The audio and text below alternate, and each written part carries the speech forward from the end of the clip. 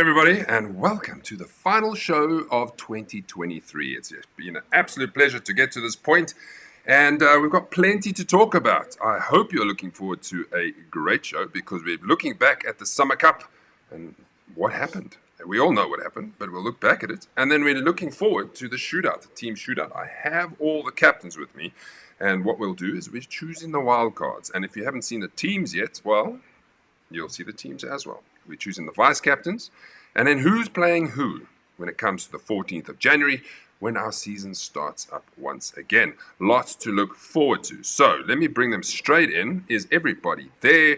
Hello, everybody. Hello. Hello, everybody. How's it going? Yeah, it looks good. Looks good. The chat line. Hello, player of the season. How you doing? Good.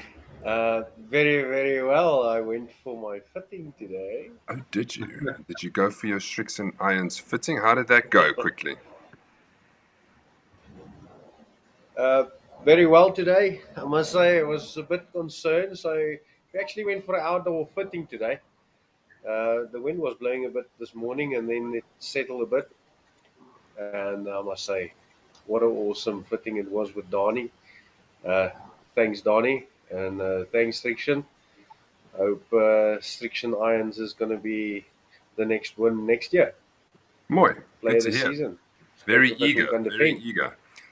Should I ask the other balls, out of your year's supply of golf balls, anybody lost one yet? No. Not yet. I haven't played yet for 1 month. Keep them safe. I'm going to say, Jay, you'll probably go through 2 boxes the entire year. How about that? I hope so. You're sorted. Frikkie how many have you got left from last year, Frikkie? I'm sad to say I've got 8 boxes still left. So so it's now 20 boxes that I've got. Okay. Yo. Donna, enjoy. We've got a lot of comments coming up here. We've got Gerard Sneeman, goeienaand, good evening. Frikkie, hello, middag. Yaku, lekker kwekkies. Brian, evening all. Can't believe it's the last show. What a great season it has been. Lucky Janssen, lekker manne. Louis Jensen says, good evening all from the Diamond Mine ship in the Atlantic. Wow. I hope you're having fun. And I'm surprised you got Wi-Fi on a ship in the Atlantic. Gerard DeBruto, how's it, y'all? Louis says, so sad to miss the Summer Cup. And Vickers, hello, everybody. Thank you for joining us. Let us get straight into it. We've got plenty to talk about, as you do know. So we're going to start off with what happened on Friday. What a great day. Great weather, great course, great result. Plenty, a singles champion, a teams champion, a players champion, a rookie of the season. We'll go through it all. How did you find it, Frikkie?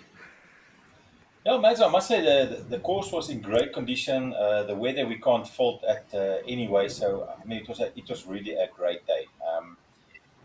Course conditions was phenomenal. I mean, the greens was very receptive, quick greens as well.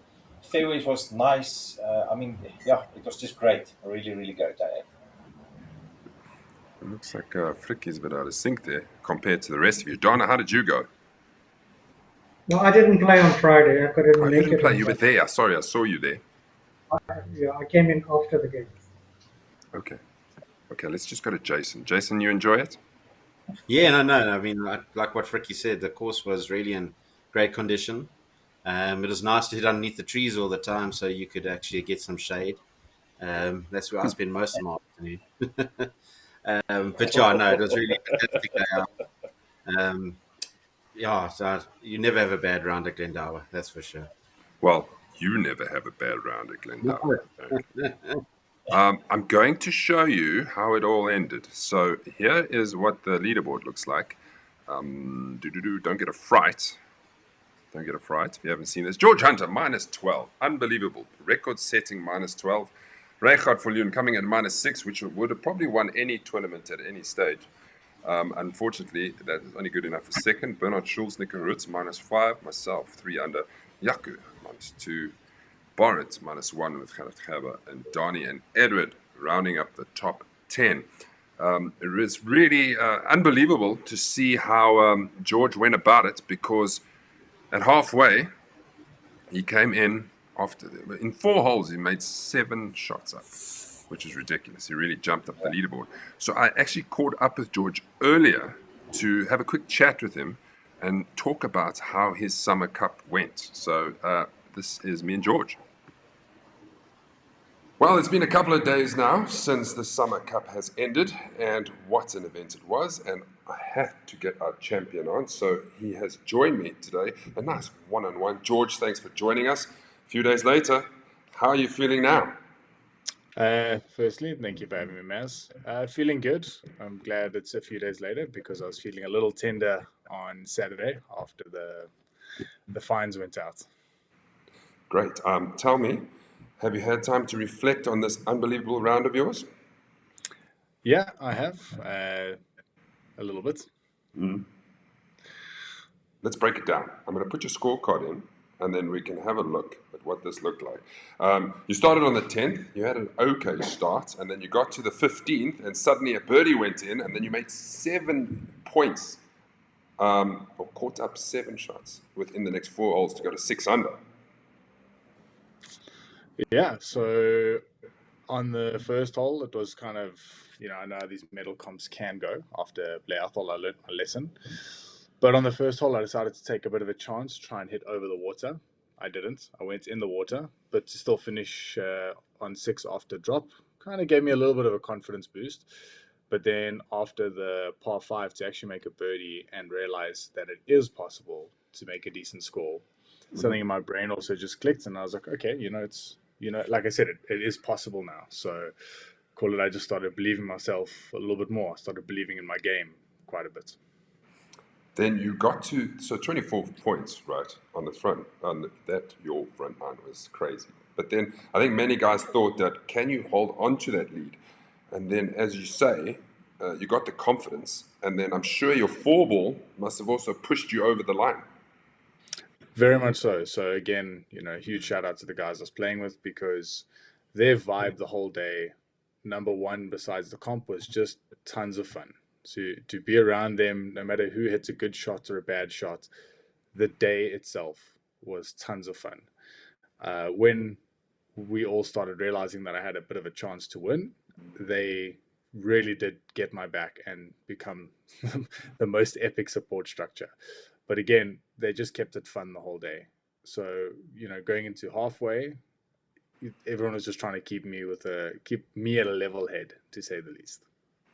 Fantastic. Come the awards. It's actually quite nice getting up and receiving your trophy in front of a nice crowd. Did you enjoy the awards? Yeah, it was great. Again, I've said in a previous interview, the Duckhook group, the community that you guys have built is amazing.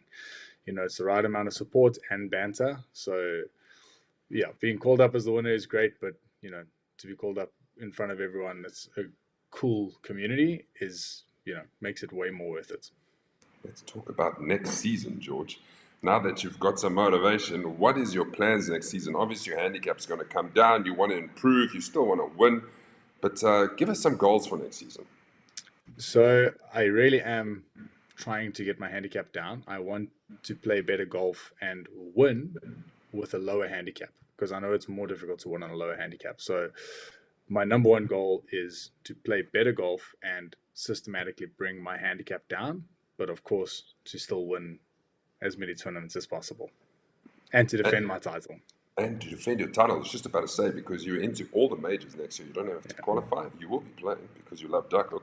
But yes, it gives you an opportunity to take 4 medal events.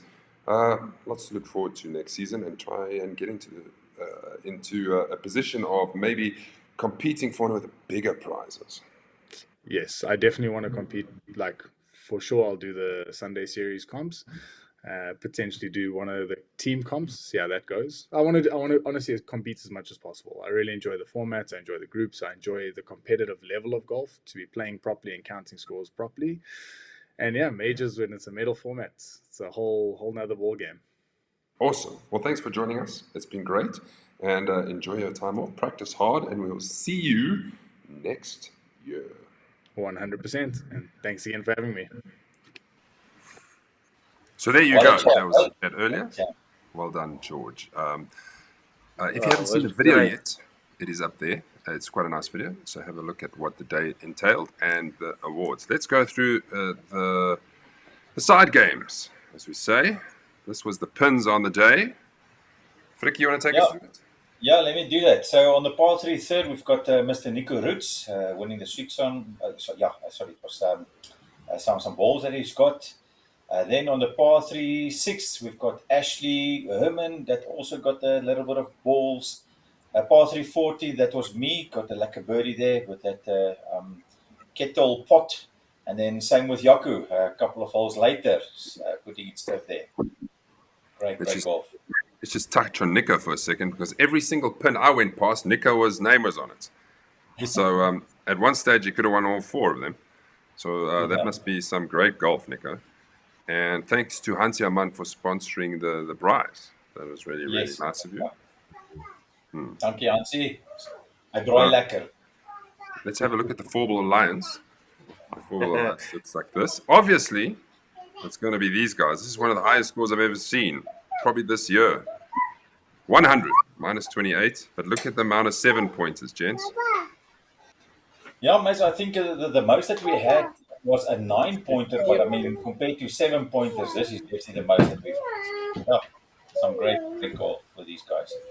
Sure.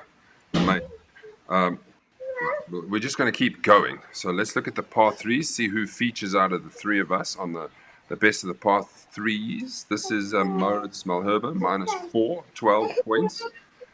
And then Stefan, minus 3, Burns. That all 3 of them, like the par 3s, obviously. They played in the same 4-ball. Nobody on our list. Mazza, those guys are featuring quite a lot nowadays. I must say on their 4-balls as well. Yeah. I think in the last 4 games, they probably had 3 or 3 4-ball alliances. So these guys' handicaps is going to go down sometime soon, but they're playing well. At some point. Let's look at the par 4s quickly. Who features in the par 4s? Well, obviously, look at George on the par 4s. Minus 10 alone on the par 4s. That's crazy. Yeah, that's crazy, man. Jason, I don't see you anywhere. What did you finish on in the end? Oh, now I was about 3 over, I think, eh? Okay, so I was going to ask you what was your strong suit, the par 3, 4s, or 5s, but I don't know if you know. No, they're all pretty much the same, man. There was nothing special on either of them. Let's have a look at the par 5s. Well done, eh? Yeah, I actually was surprised when I saw this come out. That means I parred all of. I think I actually parred all of them. So I'll take that. Yeah. Well done. That's because the one is a stroke 817, and I didn't. No, I didn't stroke that one. And there we go. Let's have a look at the hole ranks, everybody, and then we can get everybody's opinion on the hole ranks. Here we go.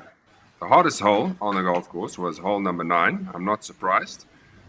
That it might be short, but with the water in front, not much space to miss left or right. Not an easy hole, Granty. I played that hole with my 3-wood. We were a little bit back. I just pushed it a bit into the trees, and I had to punch out there just to play the safe route. Managed to make my bogey, just slipped out for the par, and happy days, went on to the next hole. So that's how I played that hole. Look at the happy average. With the bogey on that hole. Look at the average, 5.62. 1.5 shots over par. The second hardest hole, which I contributed to as well, is the 10th, 5.55. Anybody else contributed? Yes, definitely on that one. I think I made a 5 or a 6 on that hole. So yeah, definitely not an easy hole.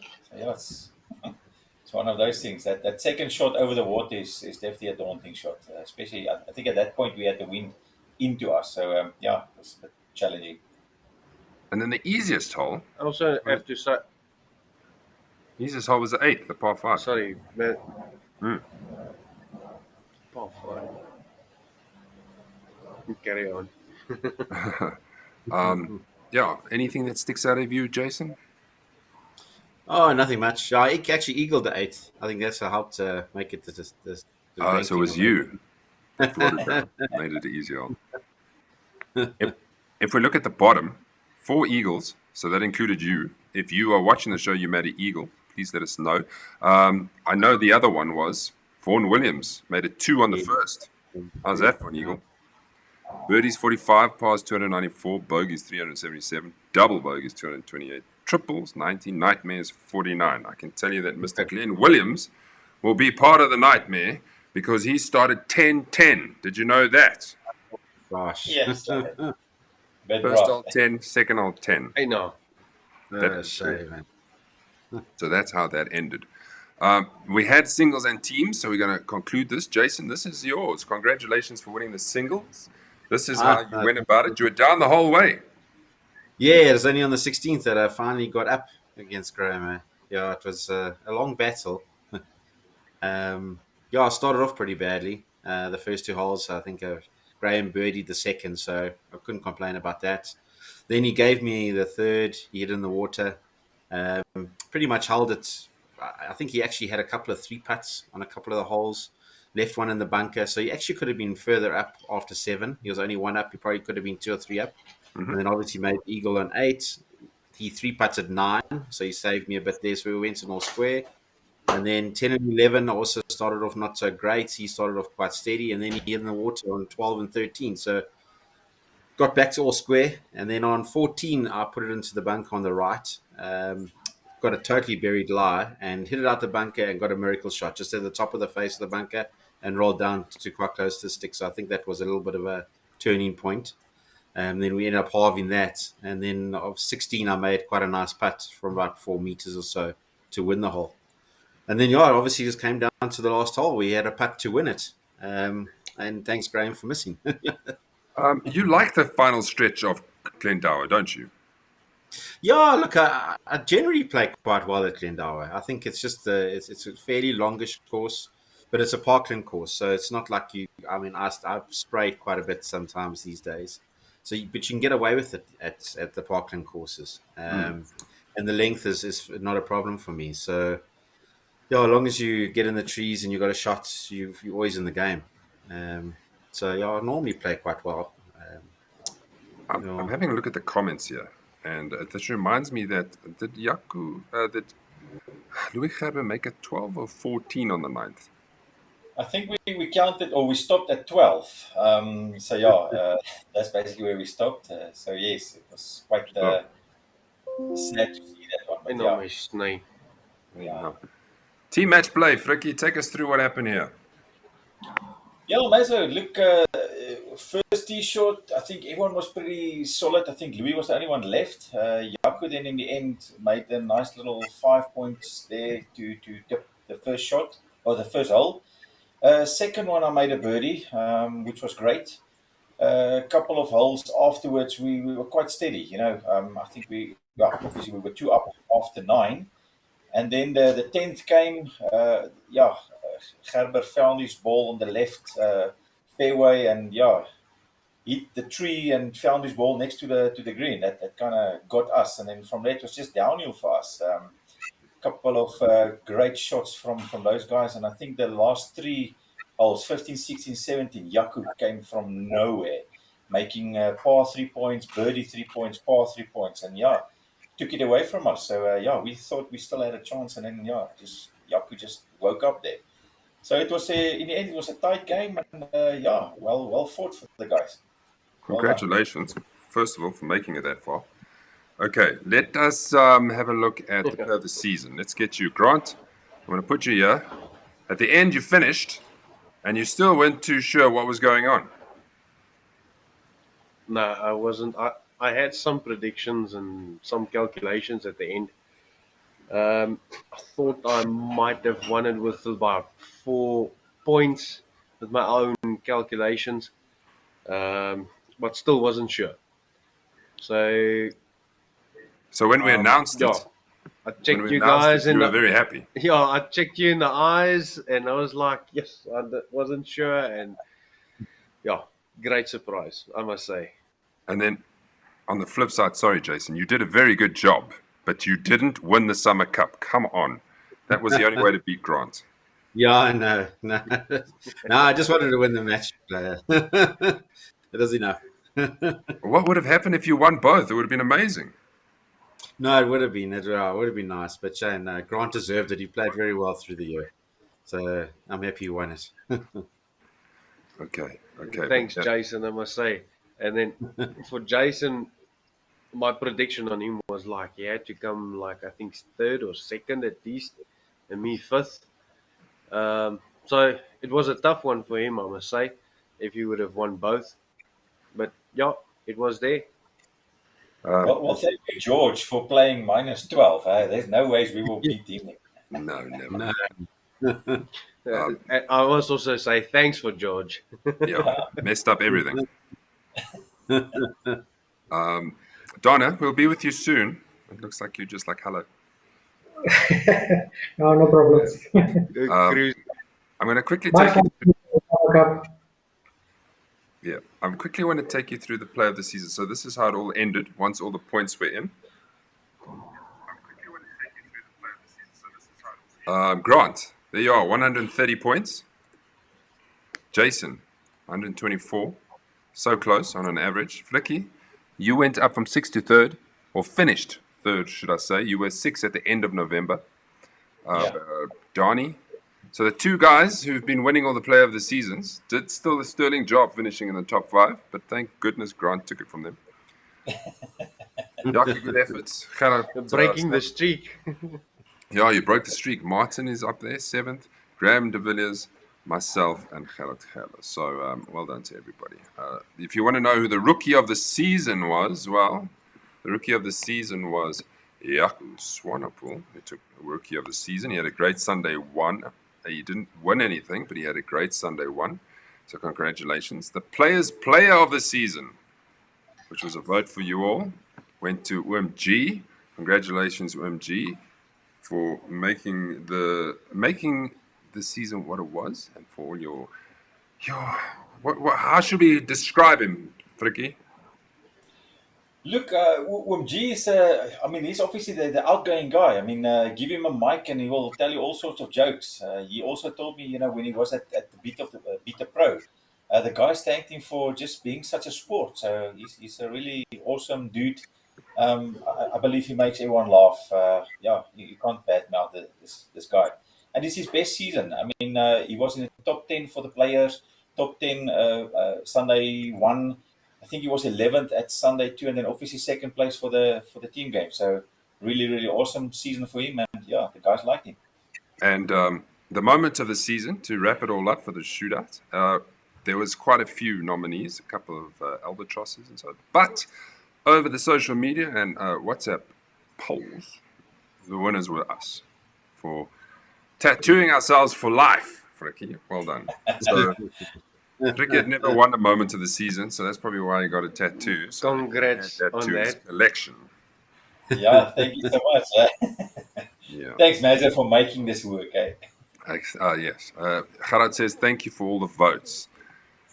Jaco de Kock says, sorry, Fricky Barnard. Gary says, good evening, gentlemen. Thanks for joining us. Team game, Gerard choked. Sorry. And hello, Peter Zach. Anybody else? Louis Jensen, you deserved it. A great person. Right. Are we ready to do some shootout stuff, gentlemen? Yeah, let's do it. We've been waiting for.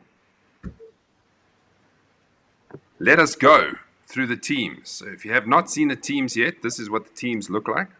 Jason, this is your Thursday series team without your wild cards. Take us through it.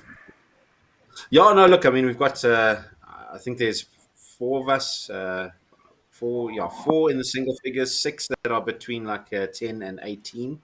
So we've got a nice spread of handicaps. The guys, so we will have a nice split up when we make the pairings kind of thing. We'll be able to have some decent pairs together. Looking forward to it. I think we've got a good team. I think we can definitely do well. Hopefully we can take the title. And some new guys. Mikhail hasn't made a shootout team, and Leon hasn't made a shootout team. So welcome to, and congratulations for qualifying, first of all, for this team. Jason did mention about the pairings. The pairings will be done on the next show, which will be in the new year, to do the shootout pairings. For this one, it's just so everybody knows what's happening. Flicky, take us through your team. Yeah, Mazo. Okay, obviously me, Jaco, Gerard, Stefan, Brian, Louis, another Louis, Leon, Vaughan, and Graham. I think on paper this is probably one of the stronger teams. We've got a good variance of handicaps in here, and hopefully, if the wildcard picks plays in our favour, we'll have an evenly spread team. So, yeah, looking forward to meet up with the other guys and see how this goes. Yeah, and Jaco and Stefan also first time. Donna, it's your turn. Are you ready? This is your team. Yeah, so it's me, Jaco, Martin, Ryan, Donnie, Stefan, Leon, Rekap. I hope he didn't mess his handicap up with showing at the Summer Cup. Peter and Gary. I also think we have a reasonably well balanced side in terms of handicap. Three single digits and going up to about 20, and hoping our wildcard picks will balance the side out properly. Nice. And there are obviously some new people joining the shootout here as well. Yes. It's going to be nice, guys. Once your team groups get up and running, to have all the gears. It's nice to have team competitions, and this is like no other.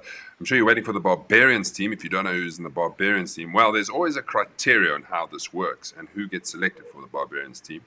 I'll go through it very quickly. Most importantly, it's guys who win and have played the most events through the season. So if you do a sort on your Excel sheet and there's a winner and he's not in a Sunday 1, Sunday 2, or Thursday, and he's won and he's played more than the other guys who've won, then they would go in. Once that list gets exhausted, and I can tell you it was not exhausted because we had a lot of winners, then it goes down to the top ranked players and events played. Normally with the top ranked players, everybody's in anyway, and then events played and then season performances.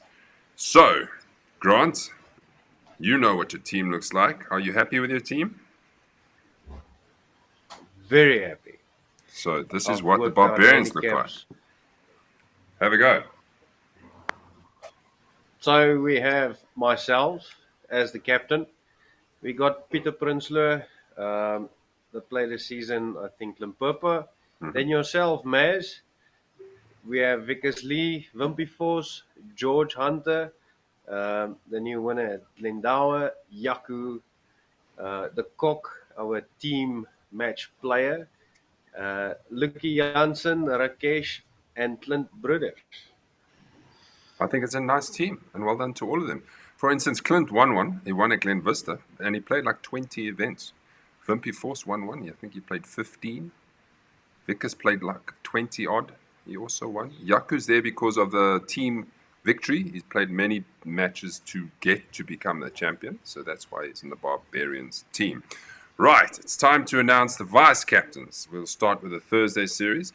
Jason, who are your vice captains? Vice captains are going to be Barbarians and Ian. There we go. Any reason why? Oh no, I mean I think we just all get along very well. I think Barbarians, obviously, the lowest handicapper. He's probably he's very knowledgeable about golf and things, and he can help us out a bit. Ian's just a fun guy. I mean, he's very jovial and stuff, and we're sure he'll join, make it very interesting for us and enjoyable.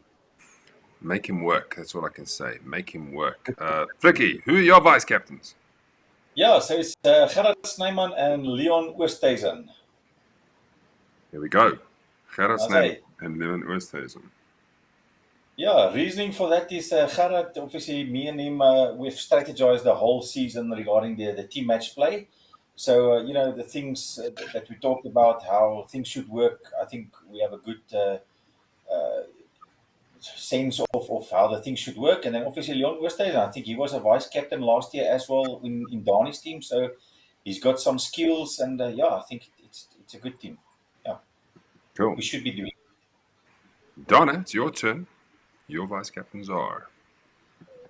My vice captains, Jaco Jacobs, Martin Tauter. And I mean, basically any of the three of us could have captained this Sunday League team depending on how the last couple of games went of the season.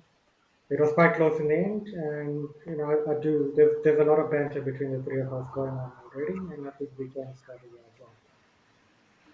And you're right. You rewarded the guys who were closest in Sunday to you. So well done on your picks. I think Jaco Jacobs has been very busy this year with everything that he's done. Barbarians team, Mr. Grant, who are your vice captains? Vice captains is Jaco de Kok and Lucky Jansen. Mooi. Reason for them, 2 lekker oaks, giving them chance. Always nice to bring some new blood in. I had other choices also, like previous vice captains and stuff, and I said, you know what, let me give some other guys chances and see how it goes. Maybe it's a twist this year for the Barbarians. Well done on doing that. Thank you for not choosing me. Ach, is 'n plesier, partner. Louis says, my best achievement for the year is making the shootout team. You're going to love it. Just got to get some cardio going. 36 holes is a lot, and you have to walk all 36, Louis. Sorry about that. That's a falsy one, Louis. Don't worry. All right. The time has come to decide who is playing who. So what I've done is I've done a spin thingy. So I'm going to play the spin thingy, and who it lands on will choose who they play against in the AM. Are we ready? Here's the spin. Yep.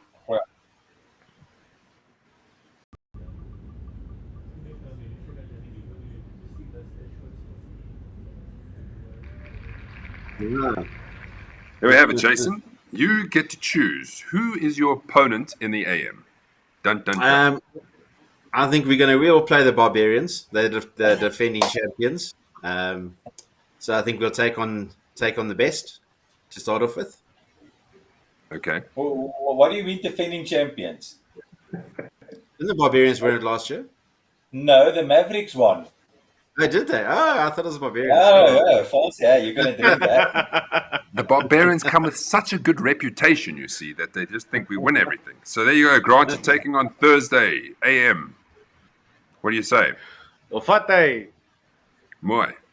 Okay, that means... I was actually, if it was going to land on me, I was going to go for Jason.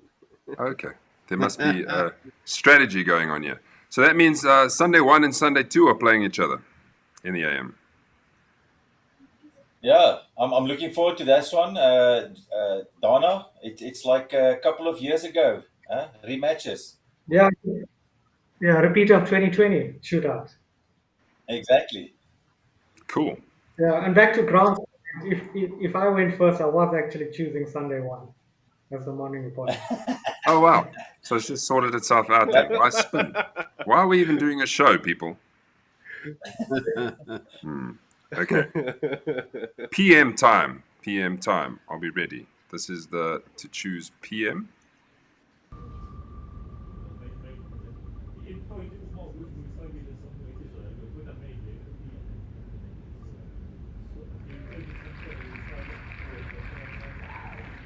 Grant, you get to choose PM team. Who is that? So I suppose I can't choose the same team again. So let's go. Meneer Sissy, wees die kom, vat my. Mini, Mighty Mo. Let's go Dana. Sunday 2. So we're playing Sunday 2. Barbarians Sunday 2. Happy, Donna? You think? What do you think? Well, if I won that spin, I was choosing Barbarians. My word. Okay. Fricky, if you won, would you choose Thursday? Let's just get this out of the way. Yeah, let's just say that, yes, correct. So it's nice for us because now we have the Barbarians in the singles games. So, I think it's actually working in our favor. So that's good. So that's perfect. So Barbarians play Sunday 1 in singles and Sunday 2 play Thursday in singles. Don't forget the singles is the points scored between the 2 rounds. It's the same people taking each other on. Awesome. Right. Let me show you who the wild cards are, everybody, and then we get down to the nitty-gritty to see who's going to be chosen. These are the wild cards. There is 30 wild cards this year because last year we had 20. So, as you can see, Louis Jordan, Francois Cougar, Gerard, Jared Bezaidenot, Alan Lowe, Francois Sals, Jacques Gravenstein, Billy Hall, Dewald, all won as well during the season, but they didn't play as many matches as the rest of them. Hansi Hamann for playing so many games this season. Werner Lebowski. Right. Page 2. I hope you're keeping track, gentlemen. Simon Mayer, Ashley Herman, Adam Ford, Granville Williams, Jomo, Steve Saunders, Fats, Rudolph, Charles Swanepoel, Neville Kurz. The final page and the final 10, Lyle Langley, Barry Fenter, Jaco Min Hamann, Bernard Schulz, Moritz Malherbe, Carl van der Meulen, Glenn Williams, PJ Hamann, Wayne Jensen, and Hanru Skuman. Right, so there. Have you got this imprinted in your head, boys? We hope so, yes. It's time to find out who the wild cards are. So good luck, everybody. We do this with a spin as well to see who starts first. So let's see who starts the selection.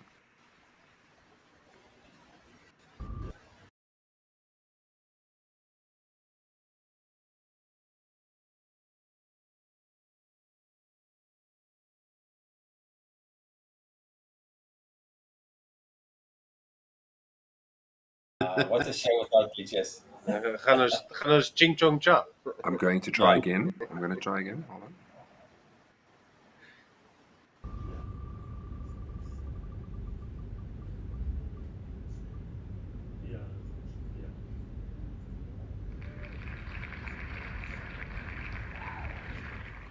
Wow. Looks like the spins are favoring the guys on the right here. Grant, who is your first pick?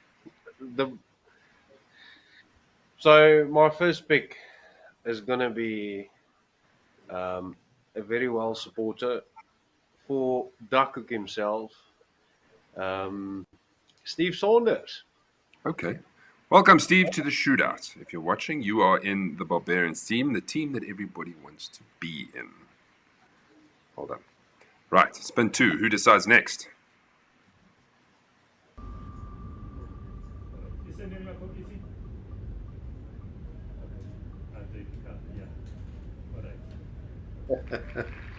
Frikkie won something. Well done, Frikkie. Yes.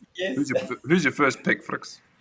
Listen, I think he deserves it. He is in, I think, the top 10 of the players. But yeah, it cannot be other than Hansi Hamann. Hansi, okay. Well done, Hansi. You're into the Sunday 1 team. And then finally, there's one more spin because we'll know who's last.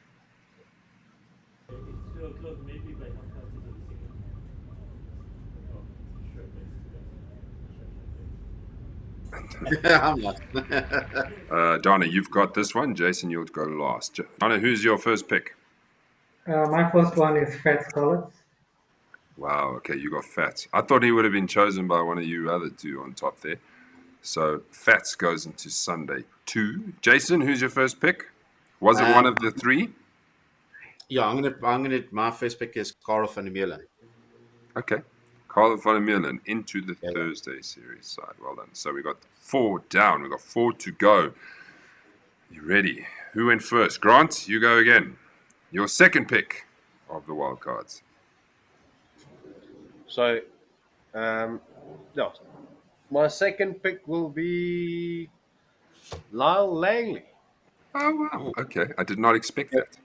No, Lyle, I didn't just chirping you. Lyle has just had a knee op. He's out until April next year, eh?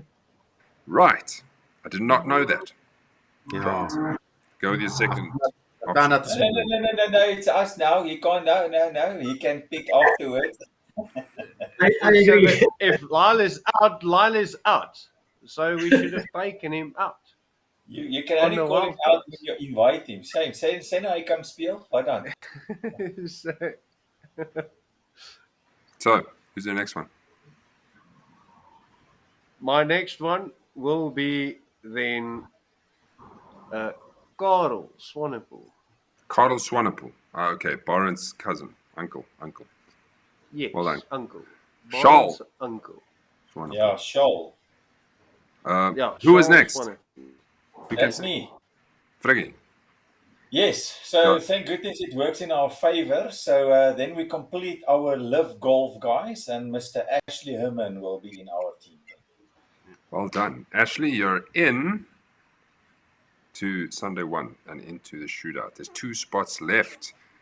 Donna, who's your last? My last one is Barry Fenter. Barry Fenter. There we go. Barry, another shootout for you, sir. Well done to getting a Sunday 2. Jason, you wrap it all up for us. Yeah, my last pick will be Rudolph Broderick. Rudolph Broderick. Nice. Yeah. Well done, everybody. So there you have it. If you have not been chosen, there's always next time. We'll play better and try to get into the top 10. That is the aim. So that we secure your spots. Now I just got to remember who you guys chose. I'm going to have to watch the show back so that I can put them into the graphics. Because we'll make it Grant easy. went Fats and Charles.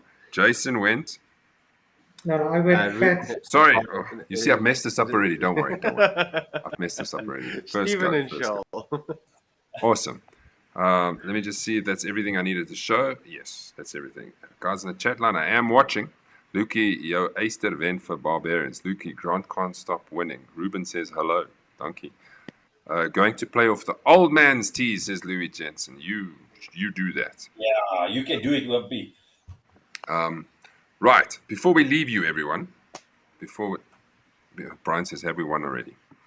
Before we leave you, everyone, I said that we'd have a look at the handicaps quickly and what are the changes for next year. And I think you're going to like this one. And it's not just like, we are now those many count and those don't count, etc., etc. We've totally mixed it up for you. Are we ready? So the boys have been hard at work. Flicky, myself, and Ryan. And this is what we're doing next year. Here it is. Bum, bum, bum. I'm going to have a read through and then Fricky's going to explain them. There's going to be a handicap per league, everybody. So there's going to be a handicap for a Thursday, for a Sunday 1, and a Sunday 2. And then there'll be a separate handicap for special events. Some league courses are more difficult than others. That's a point. So based on how you're playing in a specific league is what your handicap's going to be. That's what I mean. There's 5 handicaps. Sunday 1, 2, Thursday, Limpopo, special events. It moves from the best 3 out of 6 to 3 out of 4 because there's less in a league. But we start the season as normal with the average of the last 6 months with a 3-shot cap. Men still capped at 30, women at 46, and you still play if you're Sago, the lowest of the 2. Fricky, what do you want to add to this? Yeah, Mazza. So we saw, you actually brought this thing up for us when you showed your last stats regarding, the Thursday league playing on average, I think about a 25, shots, points difference, for instance. And I think Sundays was about 28. So we realized that, it's tougher for certain places and the leagues itself. So, we're going to give it a go. I think it's going to work in a lot of favors, for instance. And we've got the Pretoria biased and the Joburg biased leagues as well. So, Pretoria biased might be a little bit more difficult than Joburg biased. So, yeah, we would like to see how it works out. And, yeah, I think it's going to be a great initiative for us. And, giving some guys a fair chance for some proper golf and winnings. I'd like to get the comments from the other guys on the line. What do you think, Jay? Yeah, no, look, that's very interesting. I like the idea of making it 3 out of 4 instead of 3 out of 6. I think that'll change things up a bit. Mm-hmm. It's going to be, it's obviously going to take some getting used to, some adjustment. It looks like it's going to be very interesting. I'd like to add, I think it changes enjoying golf a bit differently because, say, for instance, I play Sunday 1 and I'm a 13 handicap in Sunday 1, right? Then I get to Thursday and all of a sudden I'm an 18 handicap.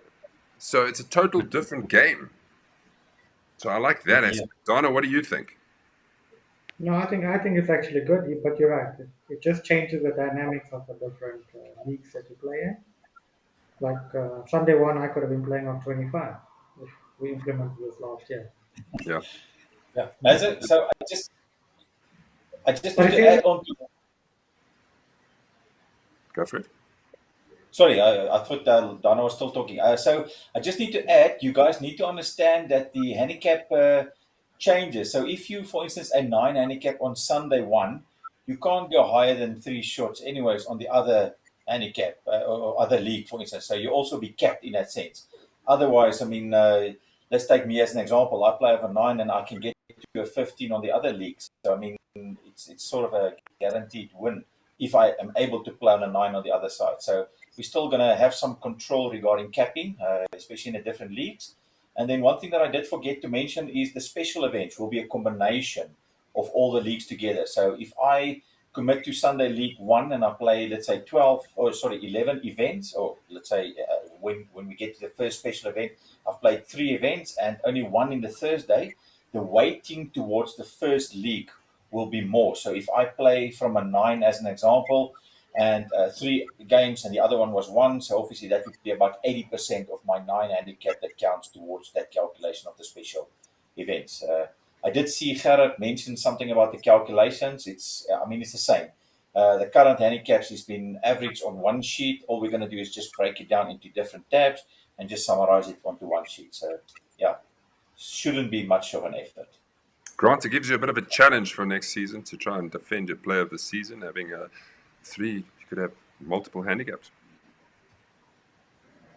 My weapon for next year, I've got new clubs. Hopefully it works. Yeah, okay. I've got some comments, and I was waiting for Ricky Pereira to jump on. Guess I need to really improve my game, being a capped at 30. No is your answer. So, I wrote there the capped at 30. Now, if you start playing Duckhook with us, you're capped at 30. But someone like a Ricky Pereira, who's been with us the whole year, and we know your average might come out to 40, Ricky.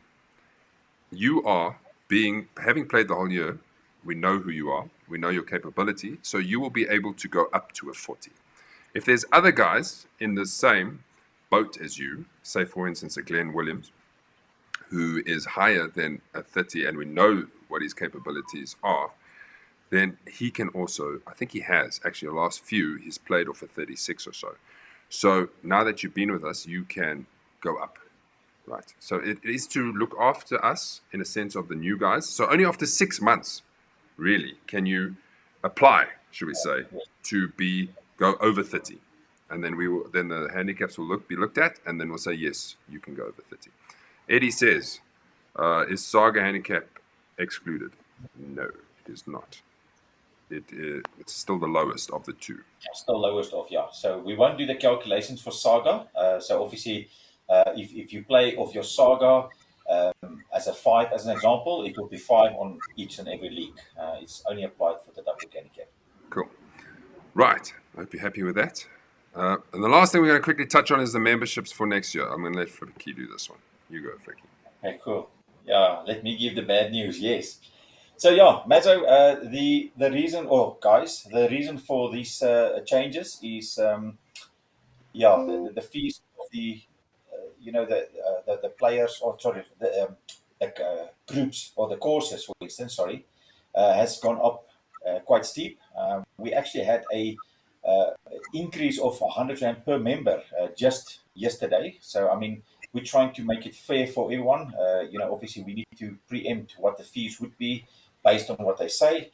And so I think at this point we have looked at a 15% increase at the stage on the normal membership fees on a debit order. And then we try to limit the increase by doing the upfront payments, which is being presented here. So if you look at the the 6,150 for the silver, for instance, that in the end becomes a 5.9% increase if you look at the last year fee versus now. So we try to motivate the guys to rather do the upfront payment and get your 12 or 24 or 36 rounds upfront so that you don't see that specific steep. If you go to the normal debit order, I mean, unfortunately, that is a bit of a high cost. But I mean, you guys need to understand that the clubs is nailing us at this point. Changes that we have brought into the equation is a joining fee on the green membership, 200 Rand, and then a flat rate of 750 on all the packages. We've changed the the platinum to gold. So you'll see it's 750 Rand. That basically includes a lesson at Dillon or Tyrone, which is at the Edenvale side. And then on the gold side, you've got 3 lessons at Tyrone. You've got a free lesson 1 for the joining fee, and then you also get a shirt, which we will then obviously get for you. And then the gold and the diamond basically gives you 3 lessons for the season. The reason why we have limited that now is during the last 3 or 4 years, we haven't seen a lot of intake on the coach lessons. So, I mean, it doesn't look like the guys are really taking that up. So we basically just, sort of taking it away and trying to give it somewhere else. So you'll see during the season the extras that we bring into play. And hopefully everyone is okay and happy. I think the main thing is, and we've seen this because putting the calendar together and the clubs that do give me rates for next year, the clubs, as everyone else, because of this rather shitty problem with Eskom and diesel and so on, the club costs have gone up because they have to run generators, they have to buy diesel. The machines that they use has to, the cutting of the grass or whatever it is, everything is that cost has been passed down to us golfers, and unfortunately we can't keep our prices, Sam, otherwise we are not going to manage. So we've had to move that percentage.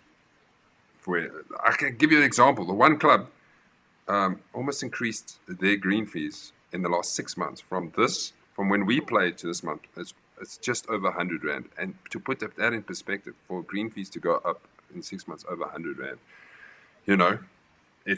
when you all of a sudden you go on the app and I played this course for 350, now it's 450. You start thinking, sheesh, what's going on? But that's the reality we're living in, is that courses have to increase their prices.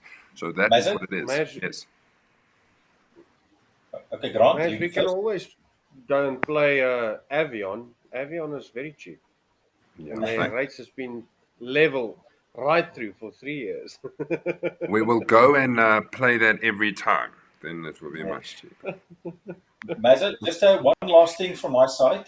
What I've done as well to calculate on the fee side is I've taken the average, I've taken all the courses that we are going to play or that's on the calendar at the stage, and I've looked at the weekend and the Thursday rates. And all of them on an average, so if you take the whole season together, on average, it works out to about 550 Rand a game. So if you, for instance, don't want to be a member at Duckhook, for instance, and you go play that league season, it will cost you 550 Rand basically for the whole year per game, obviously. So we need to consider that there's competition fees and prizes and all that kind of stuff extra. So we try to keep it to that level. I think if you do the membership calculations, it's 500 Rand and less. Even the upfront is a lot less than that. So, just consider if you play on a weekend, what it would cost you. What we've also tried to, just to finish the show, what we've tried to help with is by making a more Pretoria split and Joburg split, your fuel costs will go down. So that was part of the decision.